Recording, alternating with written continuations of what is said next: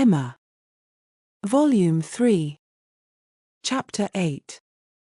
The wretchedness of a scheme to Box Hill was in Emma's thoughts all the evening. How it might be considered by the rest of the party, she could not tell. They, in their different homes, and their different ways, might be looking back on it with pleasure, but in her view it was a morning more completely misspent, more totally bare of rational satisfaction at the time, and more to be abhorred in recollection, than any she had ever passed. A whole evening of backgammon with her father was felicity to it. There, indeed, lay real pleasure, for there she was giving up the sweetest hours of the 24 to his comfort, and feeling that, unmerited as might be the degree of his fond affection and confiding esteem, she could not, in her general conduct, be open to any severe reproach. As a daughter, she hoped she was not without a heart. She hoped no one could have said to her, "How could you be so unfeeling to your father?" I will tell you truths while I can. Miss Bates should never again know, never. If attention, in future, could do away the past, she might hope to be forgiven. She had been often remiss, her conscience told her so. Remiss, perhaps, more in thought than fact, scornful, ungracious.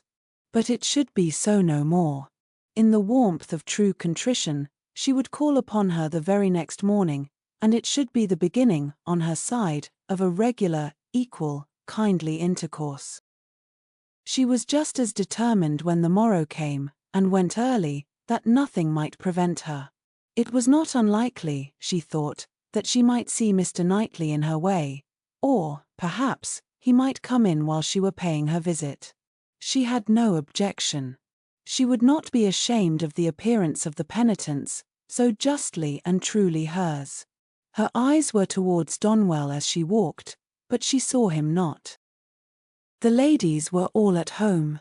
She had never rejoiced at the sound before, nor ever before entered the passage, nor walked up the stairs, with any wish of giving pleasure, but in conferring obligation, or of deriving it, except in subsequent ridicule.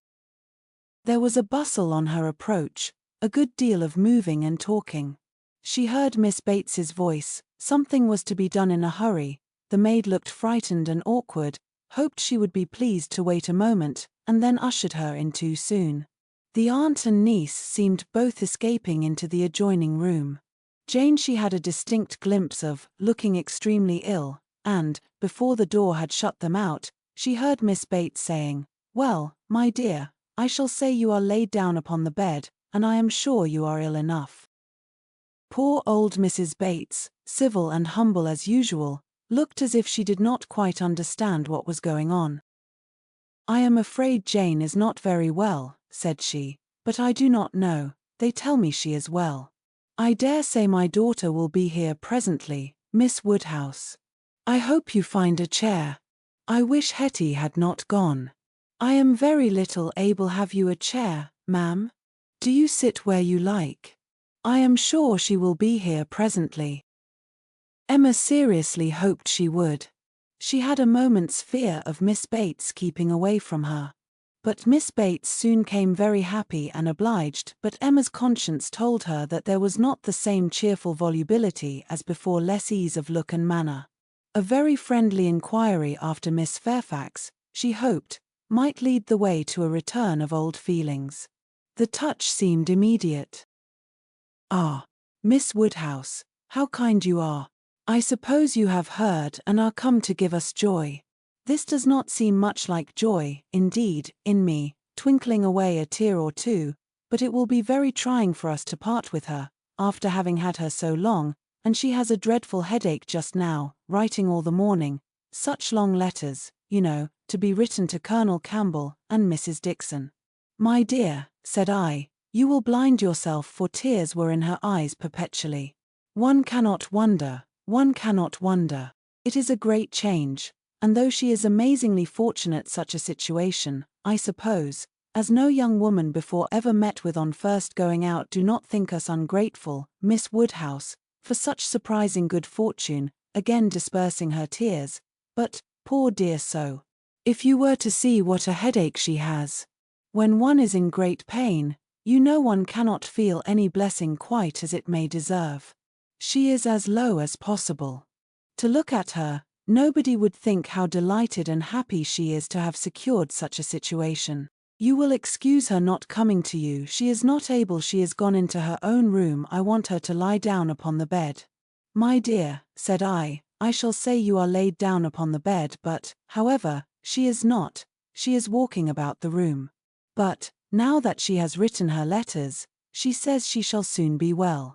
She will be extremely sorry to miss seeing you, Miss Woodhouse, but your kindness will excuse her. You were kept waiting at the door. I was quite ashamed, but somehow there was a little bustle, for it so happened that we had not heard the knock until you were on the stairs. We did not know anybody was coming. It is only Mrs. Cole, said I, depend upon it. Nobody else would come so early. Well, said she, it must be borne some time or other, and it may as well be now. But then Patty came in, and said it was you. Oh, said I, it is Miss Woodhouse. I am sure you will like to see her. I can see nobody, said she, and up she got, and would go away, and that was what made us keep you waiting, and extremely sorry and ashamed we were. If you must go, my dear, said I, you must, and I will say you are laid down upon the bed. Emma was most sincerely interested. Her heart had been long growing kinder towards Jane, and this picture of her present sufferings acted as a cure of every former ungenerous suspicion, and left her nothing but pity, and the remembrance of the less just and less gentle sensations of the past obliged her to admit that Jane might very naturally resolve on seeing Mrs. Cole or any other steady friend, when she might not bear to see herself. She spoke as she felt, with earnest regret and solicitude, sincerely wishing that the circumstances which she collected from Miss Bates to be now actually determined on, might be as much for Miss Fairfax's advantage and comfort as possible. It must be a severe trial to them all. She had understood it was to be delayed till Colonel Campbell's return. So very kind, replied Miss Bates. But you are always kind. There was no bearing such an always. And to break through her dreadful gratitude, Emma made the direct inquiry of, "Where, may I ask? Is Miss Fairfax going?" To a Mrs. Smallridge, charming woman, most superior, to have the charge of her 3 little girls, delightful children. Impossible that any situation could be more replete with comfort, if we except, perhaps, Mrs. Suckling's own family, and Mrs. Bragg's, but Mrs. Smallridge is intimate with both, and in the very same neighborhood, lives only 4 miles from Maple Grove. Jane will be only 4 miles from Maple Grove. Mrs. Elton, I suppose, has been the person to whom Miss Fairfax owes. Yes, our good Mrs. Elton. The most indefatigable, true friend. She would not take a denial. She would not let Jane say no, for when Jane first heard of it, it was the day before yesterday, the very morning we were at Donwell. When Jane first heard of it, she was quite decided against accepting the offer, and for the reasons you mention, exactly as you say, she had made up her mind to close with nothing till Colonel Campbell's return, and nothing should induce her to enter into any engagement at present, and so she told Mrs. Elton over and over again, and I am sure I had no more idea, that she would change her mind. But that good Mrs. Elton, whose judgment never fails her, saw farther than I did. It is not everybody that would have stood out in such a kind way as she did, and refused to take Jane's answer, but she positively declared she would not write any such denial yesterday, as Jane wished her. She would wait, and, sure enough, yesterday evening it was all settled that Jane should go. Quite a surprise to me. I had not the least idea. Jane took Mrs. Elton aside, and told her at once, that upon thinking over the advantages of Mrs. Smallridge's situation, she had come to the resolution of accepting it. I did not know a word of it till it was all settled. You spent the evening with Mrs. Elton? Yes, all of us. Mrs. Elton would have us come. It was settled so, upon the hill, while we were walking about with Mr. Knightley. You must all spend your evening with us, said she. I positively must have you all come. Mr. Knightley was there too, was he? No, not Mr. Knightley, he declined it from the first. and though I thought he would come, because Mrs. Elton declared she would not let him off, he did not, but my mother, and Jane, and I, were all there, and a very agreeable evening we had. Such kind friends, you know, Miss Woodhouse, one must always find agreeable, though everybody seemed rather fagged after the morning's party. Even pleasure, you know, is fatiguing, and I cannot say that any of them seemed very much to have enjoyed it. However, I shall always think it a very pleasant party, and feel extremely obliged to the kind friends who included me in it. Miss Fairfax, I suppose, though you were not aware of it, had been making up her mind the whole day? I dare say she had. Whenever the time may come, it must be unwelcome to her and all her friends, but I hope her engagement will have every alleviation that is possible, I mean, as to the character and manners of the family. Thank you, dear Miss Woodhouse. Yes, indeed, there is everything in the world that can make her happy in it. Except the Sucklings and Braggs, there is not such another nursery establishment, so liberal and elegant, in all Mrs. Elton's acquaintance. Mrs. Smallridge, a most delightful woman, a style of living almost equal to Maple Grove, and as to the children, except the little Sucklings and little Braggs, there are not such elegant sweet children anywhere. Jane will be treated with such regard and kindness. It will be nothing but pleasure, a life of pleasure. And her salary. I really cannot venture to name her salary to you, Miss Woodhouse. Even you, used as you are to great sums, would hardly believe that so much could be given to a young person like Jane. Ah, madam, cried Emma, if other children are at all like what I remember to have been myself, I should think 5 times the amount of what I have ever yet heard named as a salary on such occasions, dearly earned. You are so noble in your ideas. And when is Miss Fairfax to leave you? Very soon, indeed, that's the worst of it. Within a fortnight. Mrs. Smallridge is in a great hurry. My poor mother does not know how to bear it. So then, I try to put it out of her thoughts, and say, come ma'am, do not let us think about it any more. Her friends must all be sorry to lose her, and will not Colonel and Mrs. Campbell be sorry to find that she has engaged herself before their return? Yes, Jane says she is sure they will, but yet, this is such a situation as she cannot feel herself justified in declining. I was so astonished when she first told me what she had been saying to Mrs. Elton, and when Mrs. Elton at the same moment came congratulating me upon it. It was before tea. No, it could not be before tea, because we were just going to cards, and yet it was before tea, because I remember thinking, oh no, now I recollect, now I have it, something happened before tea, but not that. Mr. Elton was called out of the room before tea. Old John Abdis' son wanted to speak with him.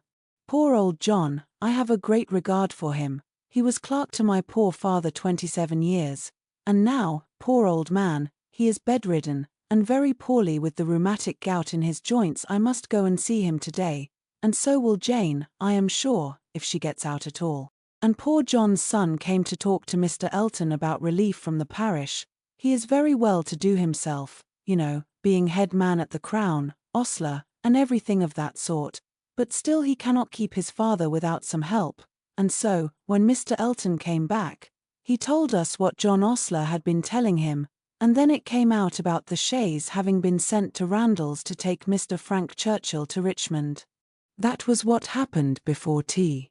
It was after tea that Jane spoke to Mrs. Elton. Miss Bates would hardly give Emma time to say how perfectly new this circumstance was to her, but as without supposing it possible that she could be ignorant of any of the particulars of Mr. Frank Churchill's going, she proceeded to give them all. It was of no consequence. What Mr. Elton had learned from the ostler on the subject, being the accumulation of the ostler's own knowledge, and the knowledge of the servants at Randalls, was, that a messenger had come over from Richmond soon after the return of the party from Box Hill, which messenger, however, had been no more than was expected, and that Mr. Churchill had sent his nephew a few lines, containing, upon the whole, a tolerable account of Mrs. Churchill, and only wishing him not to delay coming back beyond the next morning early, but that Mr. Frank Churchill having resolved to go home directly, without waiting at all, and his horse seeming to have got a cold, Tom had been sent off immediately for the crown chaise, and the ostler had stood out and seen it pass by, the boy going a good pace, and driving very steady. There was nothing in all this either to astonish or interest, and it caught Emma's attention only as it united with the subject which already engaged her mind. The contrast between Mrs. Churchill's importance in the world and Jane Fairfax's struck her. One was everything, the other nothing, and she sat musing on the difference of woman's destiny, and quite unconscious on what her eyes were fixed, till roused by Miss Bates's saying, I see what you are thinking of, the pianoforte. What is to become of that? Very true. Poor dear Jane was talking of it just now. You must go, said she. You and I must part. You will have no business here. Let it stay, however, said she. Give it houseroom till Colonel Campbell comes back. I shall talk about it to him. He will settle for me. He will help me out of all my difficulties. And to this day, I do believe, she knows not whether it was his present or his daughter's. Now Emma was obliged to think of the pianoforte, and the remembrance of all her former fanciful and unfair conjectures was so little pleasing, that she soon allowed herself to believe her visit had been long enough, and, with a repetition of everything that she could venture to say of the good wishes which she really felt, took leave.